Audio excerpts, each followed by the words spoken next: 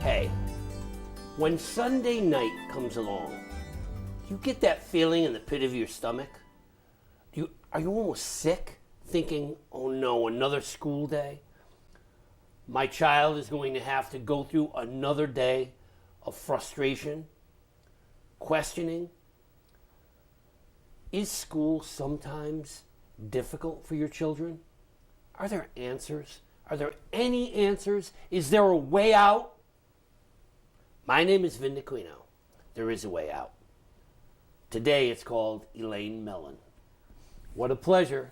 Let's talk writing, Elaine. Thank you. You wrote a book. It's called Unreal Education Beyond the Report Card.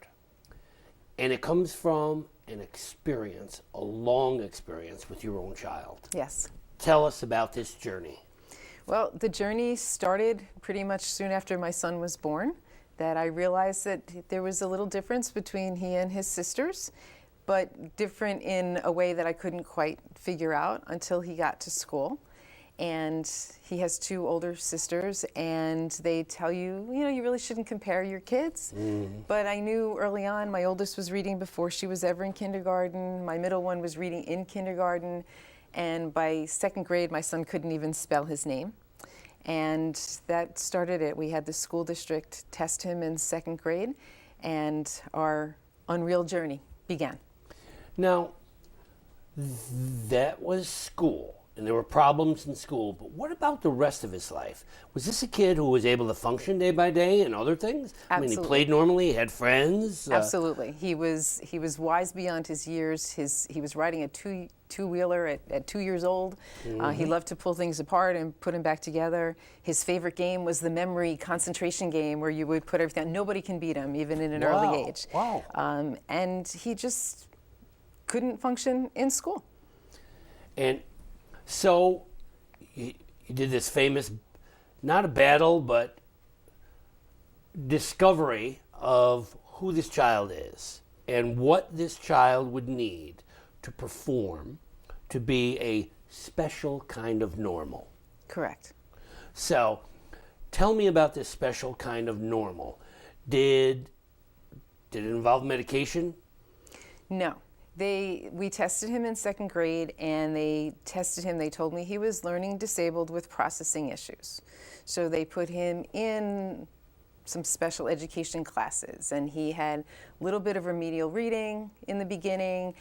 He was working with the school psychologist in the beginning. They had said to me, well, on one of his IEPs, which is a big conversation that I have in the book about IEPs, that, one of the letters said to me, well, maybe he's ADHD, we should have him seen by a neurologist. We did have him seen by a neurologist, and I talk a lot about him in the book because he single-handedly saved my sanity. Wow. And what the neurologist said to me, and again, this isn't true for all children, it was for my son, right. that is he showing signs and symptoms of ADHD? He was about 8 or 10 years old at the time. Absolutely. But what he said to me was just about every 8 to 10-year-old boy that he sees does that. He's a very active 10-year-old boy, and that was much different than ADHD, which turned out not to be his issue, but we didn't know that until almost 7 years later. And that's part of the problem. By the time they weed out everything else, years are passing, and there's windows. Thing that always drove me nuts about school is if you're 8 years old, you belong in this grade. If you're 9, you belong in this grade. 10, this grade. And if you don't meet the window when the window's open, you're either failing, you're a failure because you don't meet their standards. And I was a school teacher for 35 years. I've dealt with so many different kinds of children, and it drives you crazy. Oh, yeah. Well, that was one of the reasons why I wrote the book, because I wrote it to help support and empower other parents that were going through the special education system, because that is rule number one. You think you're going nuts because you are seeing something in your children that everybody else says to you, no. Yeah. And I really wrote that to trust your gut, and really you need to keep focusing on things. And one of the other topics that the neurologist had brought up to me, he said, what most important, you need to focus on their strengths, not their weaknesses. Right. And even more so, and I guess this is what really saved my sanity, was he said to me that if you focus on his strengths, that's going to get him through school. But most importantly, you need to focus on his self-esteem.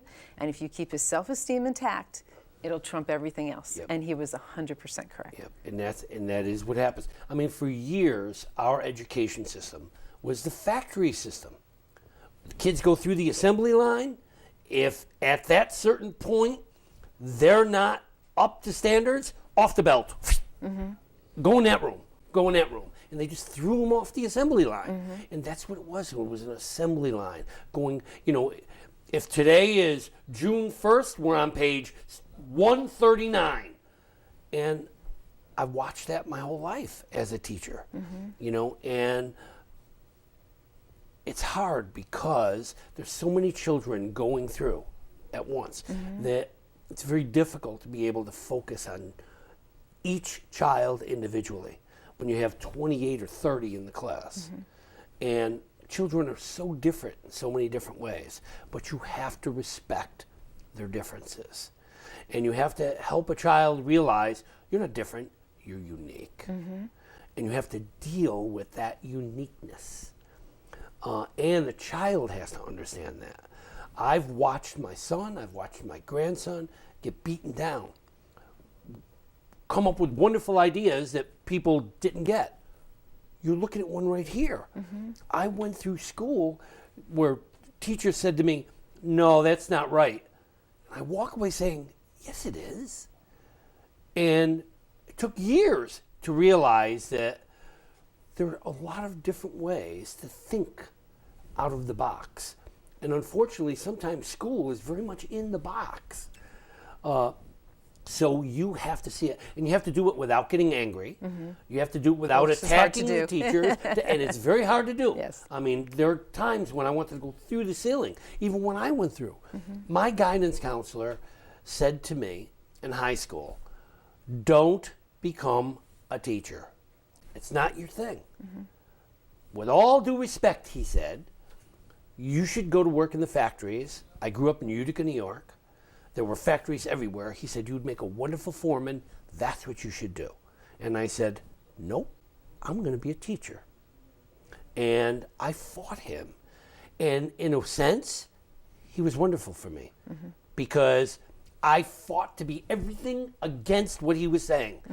And in that way, I was able to achieve what I wanted to achieve. Well, that was one of the reasons why I said in here, in the topic, I said, 19 years in the making of how one boy's academic struggles led to his success, because I truly believe that all the struggles that he went through and all the negatives he went through made him who he is today. Though it would have been nice if it was a little bit easier along the way, because it was definitely hard. We have learned in history that many of the successes, the people that we celebrate the most, have been beaten down the most. They're people who had to face incredible adversity. And they've had to fight and fight and fight. And you know what fighting does? Makes you tougher. It does. And it's a shame because neither of us want to see our children struggle. Right. I've been in so much pain for them. And you can't take that pain. You just can't pull it away and say, you know what? Today you're going to have a wonderful day because I'm going to suffer for you. It doesn't happen. You can suffer with them, but you can't suffer instead of them. So you have to find ways to make their life easier. And you do have to fight. Oh, and you you do. can't just accept everything that a teacher or an administrator or a psychologist or psychiatrist says. And you have to use your own common sense in seeing some of these things. Well, one of the things that is a consistent theme throughout the book is it's okay to question. You're the parent. Yes. And if something doesn't make sense to what the homework is, or why are we doing this test, or why did you say this on his paper, that you can question. And if you don't like the answer, you can continue to question. And unfortunately, when we were kids, we were brought up with, what the teacher says is always right, and you don't question the teacher. That has to change. And I understand that teachers have an absolute not horrible, but a real tough job dealing with all those different students in the class. But some of what happens within the school district really has nothing to do with whether a child is disabled or not. It has to deal with how the district handles things. And I actually have an example in the book. When my son was in 10th grade, they were reading Julius Caesar. and he came home with the worksheet, which I actually put in the book. And I looked at the worksheet, and I'm looking over his shoulder like I always did when we did his, when he did his homework. And I took the sheet and I said, "You're not doing this homework assignment." And he looked at me very puzzled, and I went to my drawer and I pulled out my red pen. Now, this was a worksheet that came from the publisher to the school, to all the 10th graders, learning disabled or not, All the 10th okay, graders. they've been using for years, and there were grammatical errors, spelling errors on the worksheet. And I said, if my son was to hand in a paper like that to you, you would take off points. Now, this had nothing to do with the disability. This is a very simple thing within the school district. I circled everything in red, sent it back to the teacher, the head department, everybody that I knew, and I pretty much said, "How dare you send this home?" Now, what it should have happened is it should have been used as a teaching tool in the classroom. They should have corrected all of those in the classroom, and then it would have made sense. So some of it really has nothing to do, it just made it worse because he was dyslexic, which is what we ended up finding out. Right. So, that's a very important point.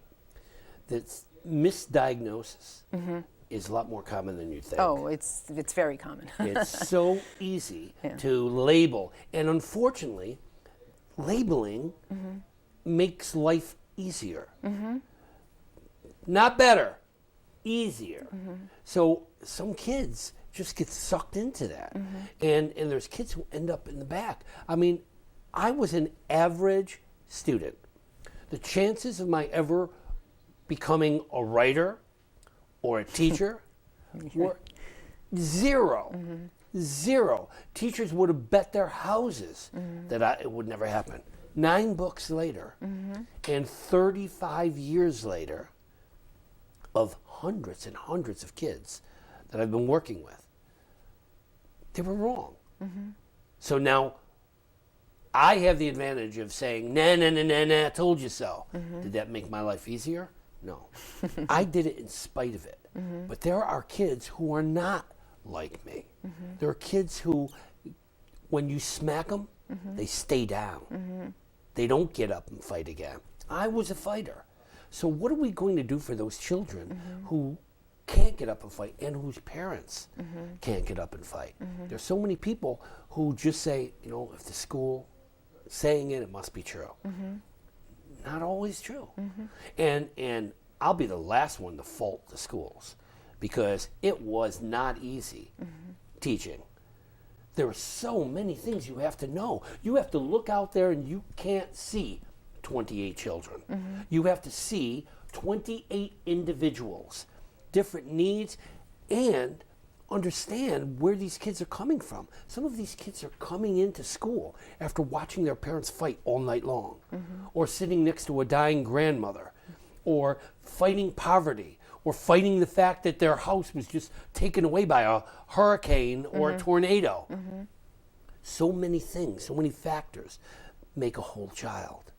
And to be able to stand in front of a room and see 28 whole children for all of their goods and all of their bads is a tough job. Well, I also found that for a lot of the teachers, they were caught between a rock and a hard place. Yes. And oftentimes it wasn't the teacher, it was the administration, and you have a program that's set up with IEPs, and I do believe it's impossible for a teacher to know all 30 children if half of them have IEPs, but Let me is the interrupt you process for a in place. second. Individual educational program. Correct. An IEP is what they give to a child who is having difficulty, and they say, okay, we'll write you a separate program. And your separate program is called your IEP. So you get that separate little program, and they design it for that child. So I'm sorry, so go ahead. That's okay. Well, the problem is, and again, I write about the IEPs in the book, is that the individual, it's really not an individual education plan. A lot of it is taken down from a drop-down menu, though there is a little space where some of the teachers can, write some of their own. Yeah. But it's very hard to do. And rule number 1 on the IEP is that the goals and objectives need to be specific and measurable. And if that's not done, the whole system falls apart. And we had a lot of those issues in here. And it's what we said before.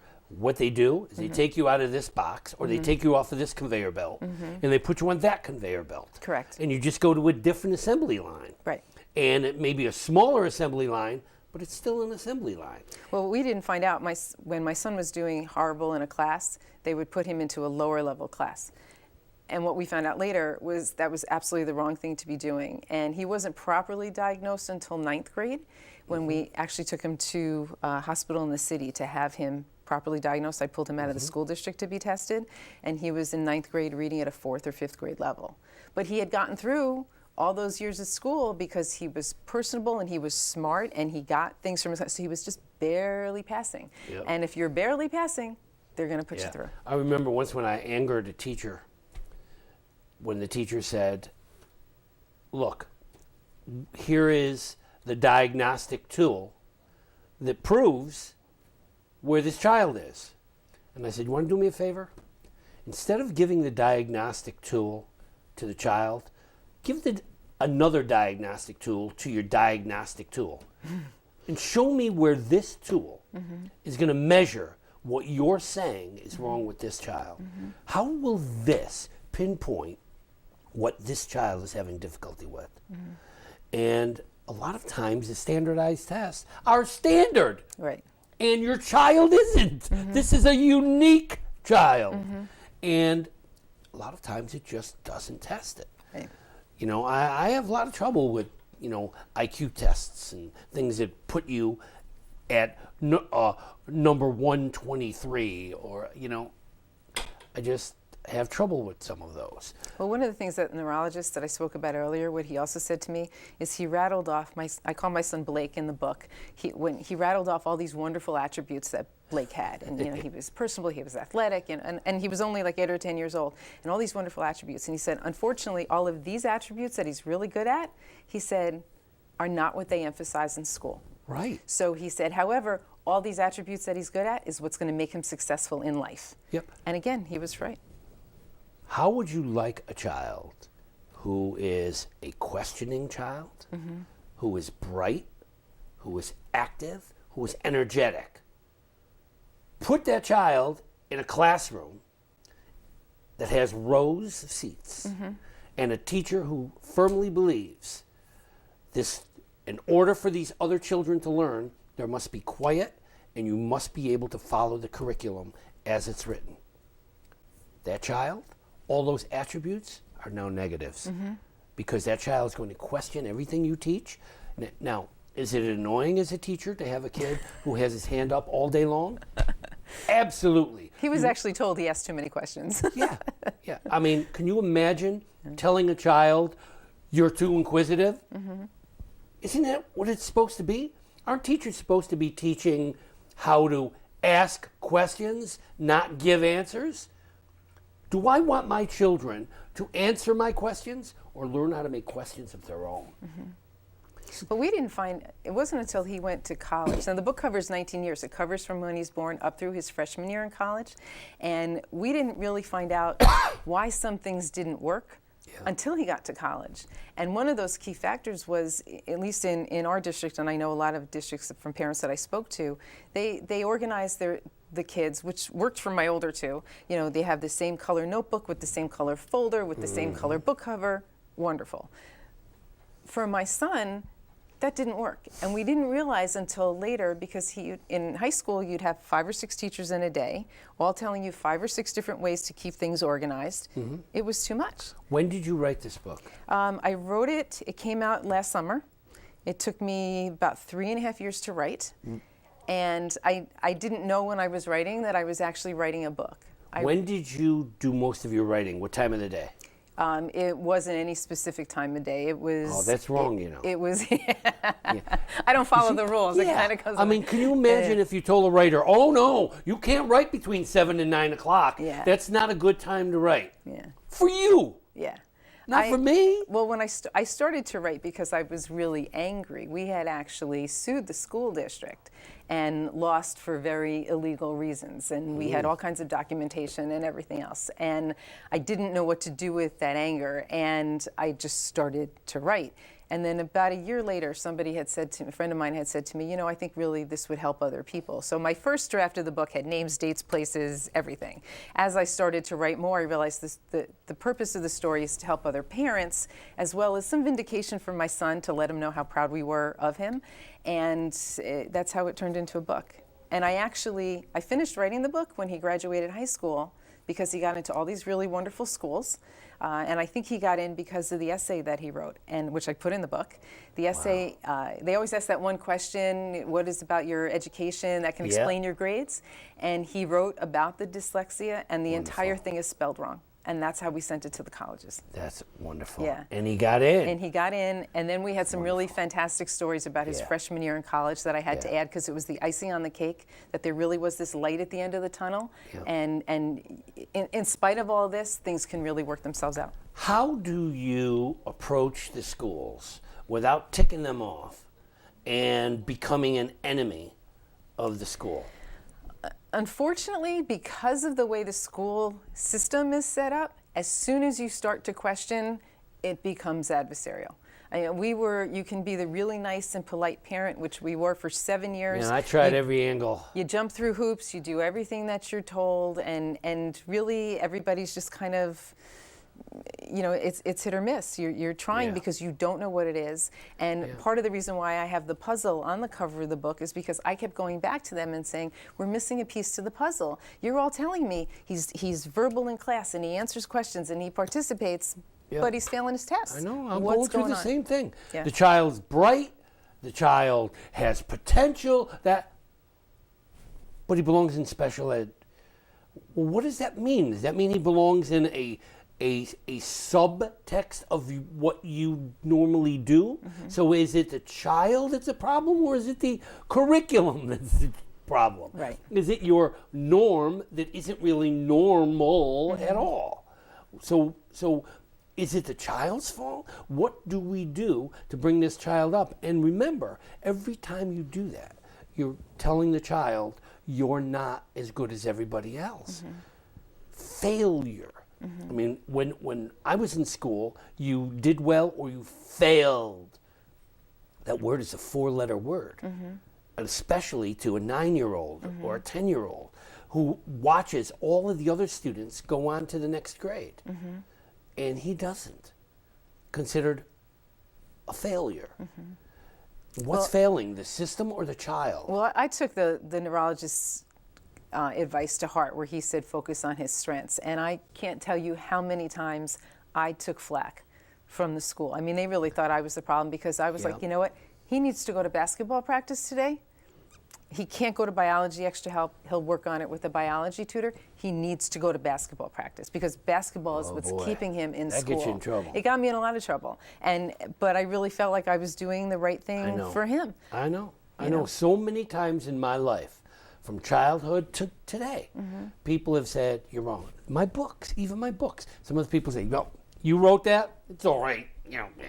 And there's always someone ready to tell you that you're wrong. And when you turn to them and say, what are you basing that on? You?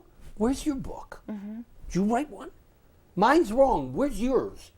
And they don't get it. You talked about the standardized tests before. My son didn't even take some of those tests, because I said there was absolutely no reason for you to go in and take them. And now what they're doing with the standardized tests is totally wrong. They're using it to rate the teachers, which I think is a horrible thing for the teachers. But to me, those standardized tests were originally supposed to help them find the students that were falling behind. And even a bad teacher knows what students are not doing well in their class. But then you understand the other side. Now, I taught for all those years, worked with those kids. Now, you're hearing me saying all these things, and I'm telling you, I was on the other side. Then why didn't I fix it? Because it's not an easy fix. It's not an easy fix. It's very difficult. When you have 900 kids in the 6th grade, what are you going to do with all those 900 kids? What program could possibly answer to the needs of every one of them as individuals? Well, I've spoken to a couple of professors at a couple of colleges, because I'm actually trying to get my book into some teacher training programs. One, because it covers 19 years, so it's like a mini case study. Yeah. And my problem with the teacher education is that I really don't feel that after a teacher comes out with 1 semester of student teaching, they're ready to start teaching. I think there should be more teacher training. I think the teachers should get paid more because which is a big issue also. But I think they need more training than they go to get college before they come into the classroom. $25,000 to $35,000 a year to come out and get a job for $30,000 Yep. a year, and they owe more than they paid to go to school. Yeah. It's difficult. Here's the question. Get some real solid answers out of this book or what? Absolutely. No matter what grade your child is in, from kindergarten, from pre-K up through college, there's something in there for everybody. I wrote it chronologically. I'm not a writer. I really never liked to write. And so I wrote it in large print, short chapters, easy to read, easy to pick up, a lot of answers, and some resources too in the book. So if you have a child doing poorly or doing well, you should read this book. Absolutely. I also want to let people know that I'm donating a portion of the proceeds back to 2 wonderful organizations, the International Dyslexia Association and Everyone Reading New York. All right. Can you, I'm sorry, say that again? What is the name of the organization you're donating some of the proceeds from this book to? Yes. The first one is the International Dyslexia Association. International Dyslexia Association. And Everyone Reading, which is in New York. Everyone Reading, which is where, New York? In New York, yeah. Now, that's an organization that tries to get as many people reading as possible? They're actually, the Everyone Reading used to be part of the International Dyslexia Association, and now they went out on their own. So it's a separate organization. So, a bottom line advice for parents. Trust your gut. If you're seeing something at home, they may not be seeing it at school. You can't worry You have about to if share you're it. going to be It's a partnership. If you can't worry about the school being upset about Yep. you questioning, and if your child is upset about something in school, it might have to go back to Yep. the fact that they're just really not And able your to job read. as a parent isn't to attack the schools. It's to find a solution together. Correct. Teamwork. Correct. That child belongs to both of you, the school and home. And it's that combination that's going to make the whole child. Correct. We have to see and understand where the kid is coming from. Correct. He's not just a brick in the wall, as Pink Floyd would say. Well, you've heard it here. Now read it here. Your child is your responsibility. Is it just the school's responsibility? No, yours too. It's a partnership. Read this book and stay tuned to this show for other authors. In the meantime, thank you so much for joining in on Let's Talk Writing.